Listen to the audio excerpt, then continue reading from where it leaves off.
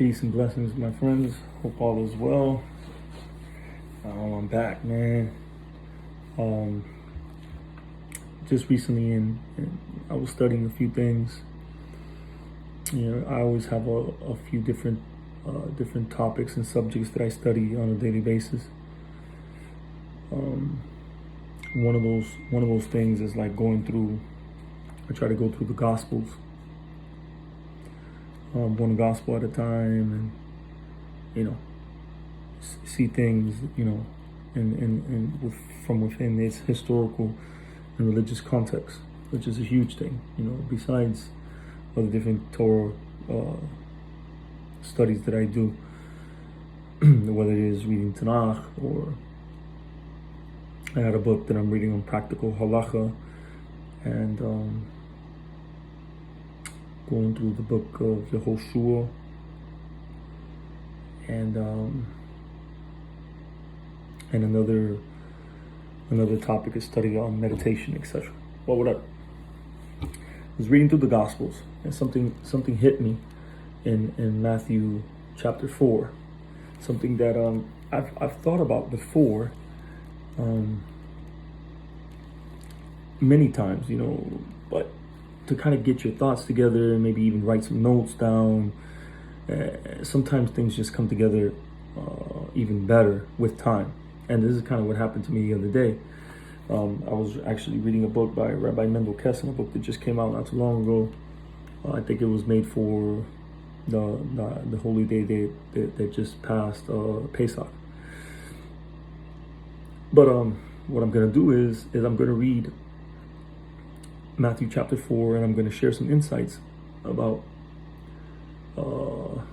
Second Temple, first century Judaism, the Judaism that Yeshua was part of, and his apostles, his disciples, and just some amazing things that go on in the Gospels that, for the large part, Christianity has not been privy to, because they broke away and separated themselves from the faith and practice of Jesus and the apostles, and created a new religion.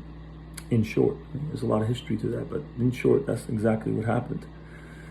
And what we find today in Christianity has, by large part, nothing to do with the original movement, with Yeshua's original message, which was part and parcel of Torah Judaism of his day.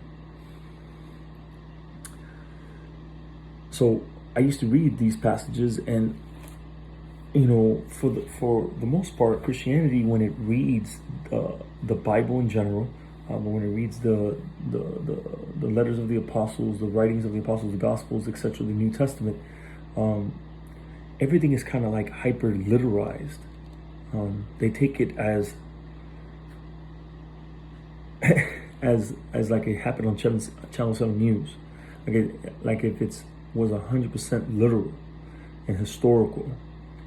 And for the most part, and this is going to sound pretty shocking, when you read the Torah, when you read the Pentateuch, the Bible, the Hebrew Bible, and all of the surrounding traditional Masorah that is connected to it, I mean, there's some history to it for sure. There's some history to it, but for the most part, it's not a historical document. It's not that way. It's a faith-based document, and it teaches higher truths, spiritual truths. And there's different levels of understanding it, of course, but it's not read in such a hyper literal manner, as if these things happen in that way. So I'm going to explain to you what I mean. So here in Matthew chapter 4, it's when Jesus is led into the wilderness. He's led in the spirit into the wilderness, and he's tempted by the devil, right? When I was a kid, and I would read these things, when I would hear it in church, it was like the devil appeared. It's how they put it in movies and how they put it in art. These things affect the consciousness of Christians, of man, and they think about it almost like in a movie, like a fairy tale. Like these things happened literally, like the devil appeared to him, this red figure with horns appeared to Jesus, and when he just started talking to him, and this is, even adults, this is the way they view these things. I don't think they ever sit down and actually think about how could that have happened, when has such a thing happened to me, or maybe it hasn't happened to me, I'm not that spiritual, whatever, and then you have a bunch of people saying, I've seen this, I've seen that, it's a lot of emotionally based situations. The emotions and need to be subject to our seichel, our intelligence, our wisdom and our understanding, need to be guided by that and not the other way around. And I think that's what you see a lot in Christendom. A lot of emotionalism, a lot of hyper-literal reading. So what I'm going to do is I'm going to read the chapter, and then I'm going to share some insights about some amazing things of the faith and practice of Jesus, Torah Judaism of the first century. All right, so here we go. Verse 1. Then Yeshua was led up by the Spirit. These are all key words. He was led up by the Spirit into the wilderness to be tempted by the devil. That is, according to the Gemara, according to Torah Judaism, the Satan, the Yetzer Hara, the evil inclination, and the angel of death are one. They work in tandem. It's a very complex matter, but this is what's going on, So it says, and after fasting 40 days and 40 nights, let me just finish reading. And after fasting for 40 days and 40 nights, he was hungry. And the tempter, again, this is the Satan, and think about those three aspects of the Satan. The tempter came and said to him, if you are Ben Elohim, if you are the Son of God, which is a religious title, not an ontological title, as if God had a real son. If you are the Son of God, command these stones to become loaves of bread. But he answered, it is written. Where is it written? In the Torah. Man shall not live by bread alone, but by every word that comes from the mouth of God. Then the devil took him to the holy city and set him on the pinnacle of the Beit HaMikdash, the holy temple, and said to him, if you are Ben Elohim, if you are the Son of God, throw yourself down, for it is written, he will command his angels concerning you, and on their hands they will bear you up, lest you strike your foot against a stone. Yeshua said to him, again it is written, you shall not put the Master, the Lord, your God, to the test. Again, the devil took him to a very high mountain and showed him all the kingdoms of the world and their glory. And he said to him, and then Yeshua said to him, again, the devil took him to a very high mountain and showed him all the kingdoms of the world and their glory. And he said to Yeshua, all these I will give you if you fall down and worship me. Then Yeshua said to him, be gone, Satan, for it is written, you shall worship the Lord your God, and him only shall you serve. Then the devil left him, and behold, angels came and were ministering to him. That's the end of the verses. Amazing, powerful stuff. Very mystical, okay? I'll just kind of try to throw at you some of these key words that will help us to understand what is going on here. He was led in the Spirit into the wilderness to be tempted by the devil. This is all psychological. This is all happens within the soul of man.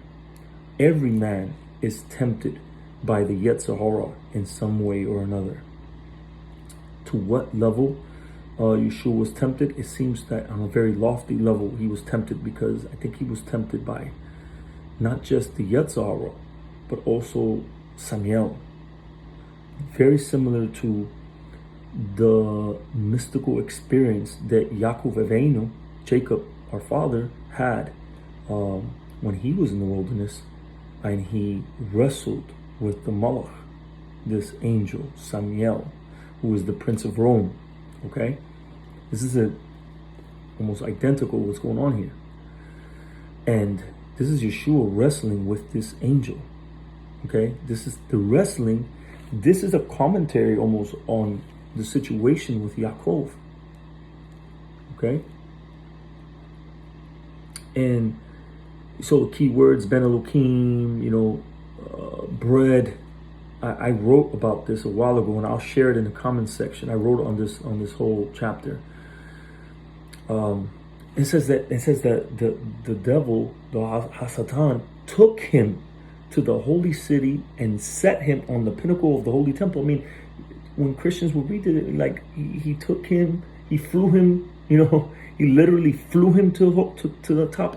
You know what I'm saying? This is not the way this is understood. I don't think Christians have any capacity, or they don't have the tools to grasp what is going on here. This is called a mental ascent. A mystical ascent.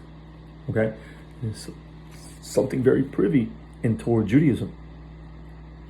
And it's important we grasp all of what's going on here. Okay, he puts it into a test. This is what the Yetzer Hara does. This is what Samuel does. He's an adversary. Okay, and Yeshua, the Malachim know the Torah, and Yeshua too, as a Torah scholar, as a Torah sage, as a prophet, he knows the Torah. He has internalized the Torah and is able to answer. It says that he was fasting, and when he's fasting, he was able in the ways of the old mystics and Kabbalists and these prophets. They were into asceticism, and they would do a lot of fasting, and then they would be privy to be able to get into these mystical ascents.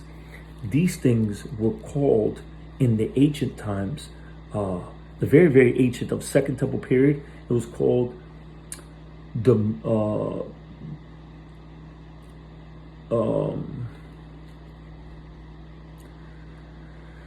journeys of the Merkava. Okay, so it was like riding the chariot. Okay, this is how it was in the Second Temple period. I'm gonna read for you from an article about some of these things and how it was at that time. Maaseh Merkava, the work of the chariot, is the modern name given to the Hakalot text. Maaseh Merkava dates from late Hellenistic period, after the end of the Second Temple period, following the destruction of the Second Temple in 70 Common Era. While then it says, then the physical, those adherents that were into these ascents, these mystical ascents, it says that it ceased to function after the Second Temple period. Why? Listen to this. The idea of making a journey to the heavenly Haikal, seems to be a kind of spiritualization of the pilgrimages to the earthly Haikal, the house of God, right? The temple, the holy temple. So while the temple was standing, these mystics were still around, and it was still called the workings of the chariot, workings of the Merkava. But after the destruction of the temple, these things stopped. They ceased. They were no longer possible because the temple was no longer there.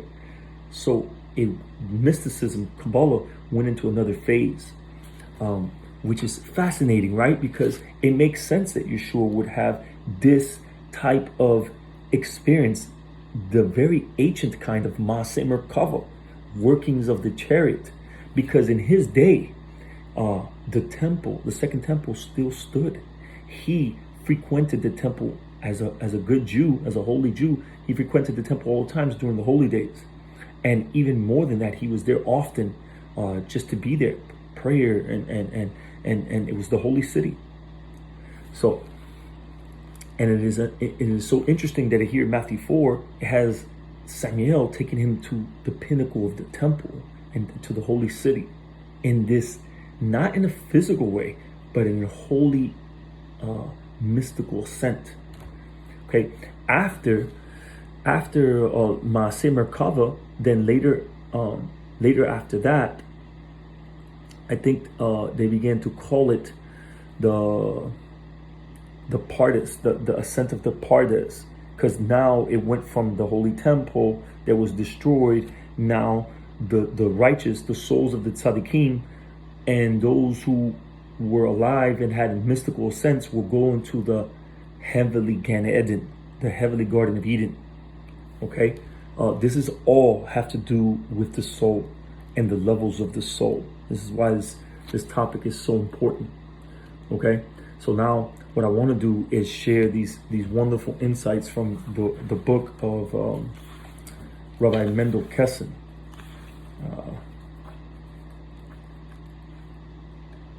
Okay, so check this out.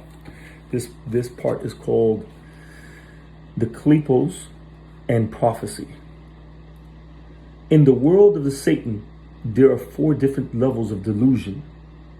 Each is called a klippah, shell, a barrier to understanding true realities. And we are all surrounded by these klippot and klippah.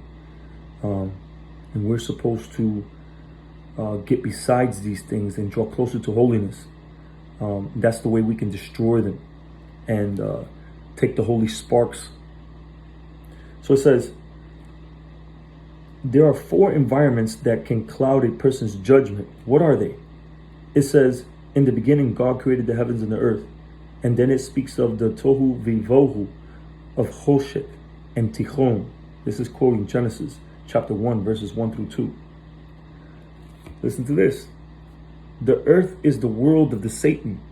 That is exactly what it says in Matthew. This is what Samuel says. This is why these things are grounded in ancient tradition, Jewish tradition. It says, Samuel, responding to Yeshua, he says to him, and again, the devil took him to a very high mountain and showed him all the kingdoms of the world and their glory. And he said to him, all these I will give to you if you fall down and worship me. So it says here in Rabbi Mendel Kessin's book, the earth is the world of the Satan. Okay? Tohu is chaos, mixture.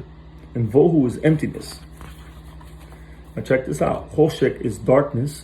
And Tichon is the great abyss, great body of water.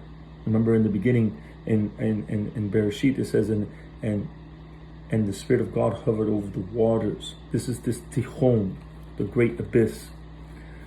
It says, these 4 biblical terms refer to the 4 levels of reality of the Satan. As such, they are important to us because we have to crawl out of these, overturn them, eradicate these 4. In addition, when someone, listen to this is what I wanted to share with you guys. In addition, when someone became a prophet, okay, like Yeshua, he would have to traverse these 4 realities to arrive at the worlds he could see with his spiritual eyes. Even as a prophet, he's physically located in this world, this reality, the reality of us all. As such, he would have to traverse the reality of the Satan. Let's be clear what prophecy entails, what it is. The prophet's journey would entail his imagination becoming conscious of different realities. This is what's happening to Yeshua in chapter 4 of Matthew. Without going into the entire phenomenon of prophecy here, I can tell you as follows. The prophet would close his eyes. Remember, he had been fasting. He was hungry, so he was definitely in the spirit. That's why it says, and he was led to the wilderness in the spirit. I can tell you as follows. The prophet would close his eyes and his imagination, which everybody has, became conscious of other realities, and he could see into them. This is what the Midrash says, that Adam HaRishon could see from one end of the world to the other through his soul. His soul was so great, so heavily exalted at that point that he could see that far. So it says here that the prophet could see into them. He doesn't travel anywhere physically. You see that? The prophet doesn't travel anywhere physically. This is not hyper literal. A prophet will be able to go beyond the reality of the physical, beyond the world of the Satan, beyond the Geshem, the materiality, the physicality. He would actually enter the world of the angels and see them in whatever guise they present themselves.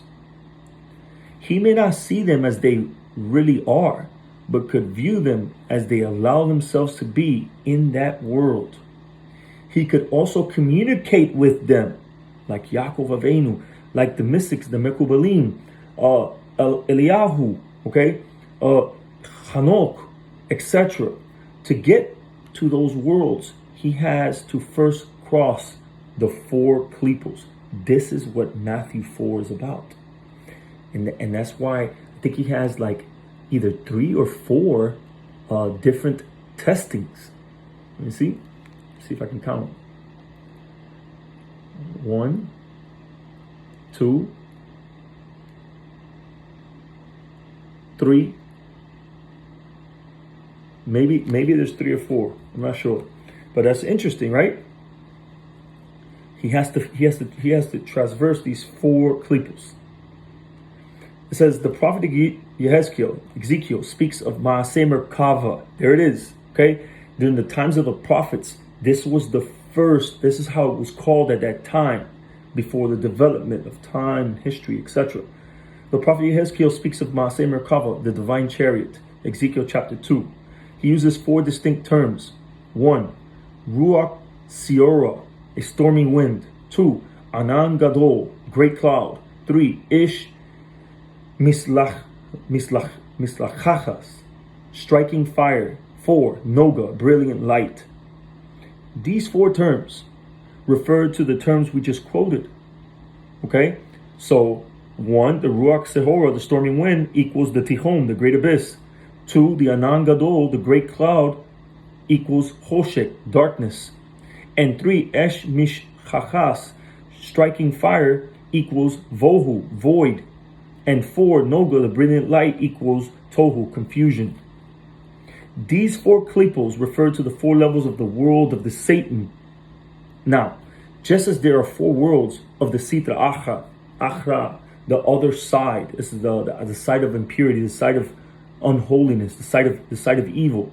The other side, there's the side of the Sitra Achra, and there's the side of holiness. Okay, that's all there is in this world. Now, just as there are 4 worlds of the Sitra Achra, there are 4 worlds of holiness called Sitra Kedusha, the side of holiness. Yehezkiel's prophetic powers required him to go through the world of the Zehomah, which is of the Satan, which is like a spiritual impurity of the Satan, then go out of that world into Olam Asiyah, the world of action, this world, and then into Olam Yetzirah, the world of formation, and be able to look into Olam Bria, the world of creation. Beyond these is Olam Atzilut, the world of emanation. So obviously, prophecy is about going higher to those 4 worlds of Kedusha, of holiness. Yehezkiel could become conscious of Yetzirah and communicate with angels and see unbelievable divine images. This is what's happening there in Matthew chapter 4 to Yeshua. Guys, I've heard it before by Jewish scholars, even some rabbis. Yeshua was literally a prophet of old, of the ancient prophets. He was one of the last. He was one of the last Nevi'im.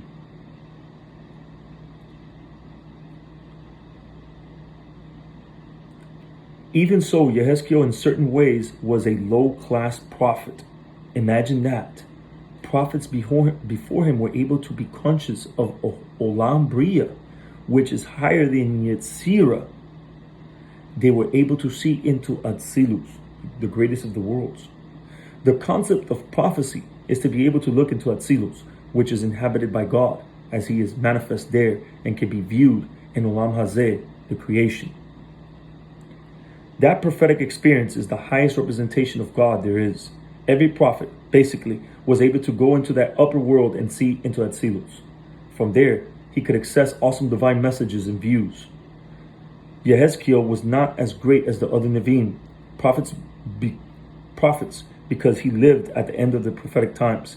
He was only able to go into Yetzirah. After him, prophecy ended. Okay? And when they say prophecy ended, there's different levels of prophecy. Prophecy cannot end because it's always there, but I think it's not accessed as it could be. And we have a lower level of prophecy, I think, which is called Ruach HaKodesh, Holy Spirit, nowadays. But Remember, prophecy will return to all mankind, to the Jewish people first. The Messiah will be a prophet. Mashiach will be a prophet, and it is said that he will be a prophet like Moses. He will be able to come to his level. There would never be a prophet greater than Moses, but he will be able to reach the level of Moses. So yeah, the main idea that I want to bring out is that in order to get to the higher worlds, a prophet had to go through the world of the Satan, of Satan, the world of the four clippos. That is what the terms in Yehezkel referred to, and he was able to do that.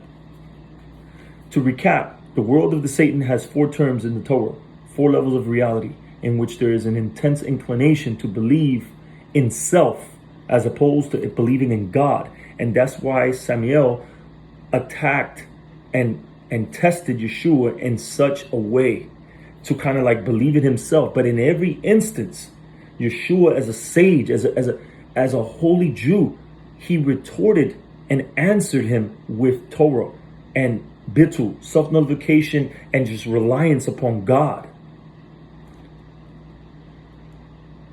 Each of these levels of reality has different delusional system, the mindset of the clippos. This is why he was tested in these ways, these four levels of the clippos. The lowest, weakest klippa, noga, is a mixture of good and evil.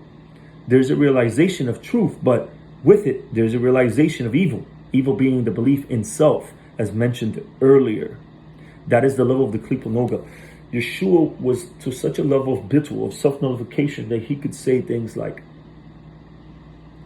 I do nothing of myself, but only as what I see the Father doing. Or I say nothing of myself. I'm not bringing anything.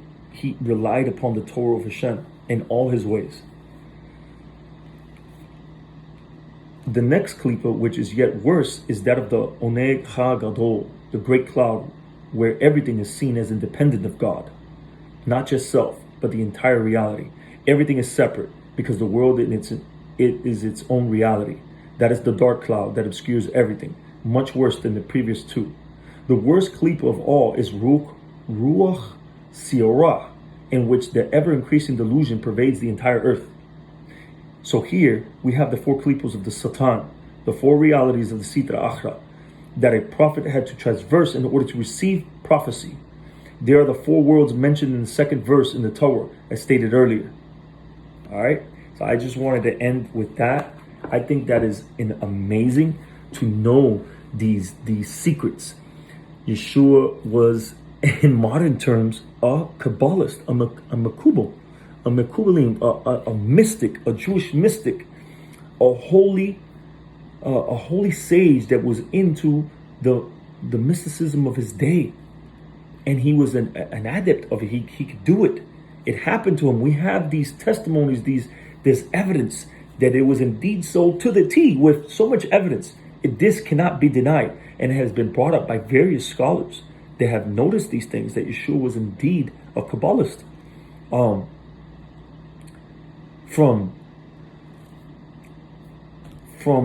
scholars like Mario Saban, he's a Sephardic Jewish scholar, historian, Mario Saban, and what is my other friend's name? He's a what is it? I can't remember his name right now. Shus Kusal. Many of these people know these secrets, that he was indeed a holy Jewish mystic. Peace.